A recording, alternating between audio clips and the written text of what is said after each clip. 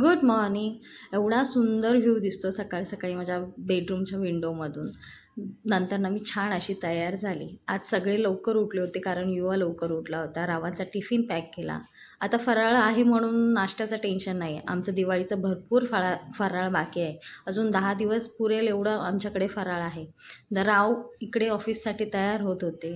युवा त्यांना मदत करत होता, सॉक्स नेऊन देत होता. काही नाही, थोडासा मस्का मारत होता तो. त्याला वाटत होतं की पप्पा मला पण बाहेर घेऊन जाणार आहे. मग नंतर ना राव निघाले. त्यांच्या मागे पुढे पुढे युवा निघाला. त्याला वाटलं आता पप्पा घेऊन जातील, पण मी उचलून त्याला घरात घेऊन आले.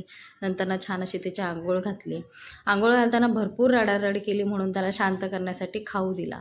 आज सगळी कामं लवकर झाली होती म्हणून विचार केला युवाची खेळणी सगळी व्यवस्थित ठेवावी, कारण सगळी खेळणी त्याची इकडे तिकडे पडली होती. काही सोफ्याखाली, काही टी टेबलखाली, सगळी गोळा केली, व्यवस्थित पिशव्यांमध्ये ठेवली.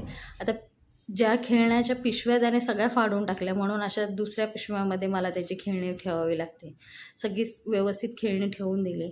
मी त्याला सांगत होती की युवा आता इकडे तिकडे काहीच पसारा करू नको. तो मला असा दम देत होता, नाही मम्मा मी आता पसारा करणार. आता काय, त्याचंच राज्य आहे, काय बोलणार आता त्याला. व्हिडिओ आवडल्यास लाईक शेअर सबस्क्राईब करायला विसरू नका. बाय.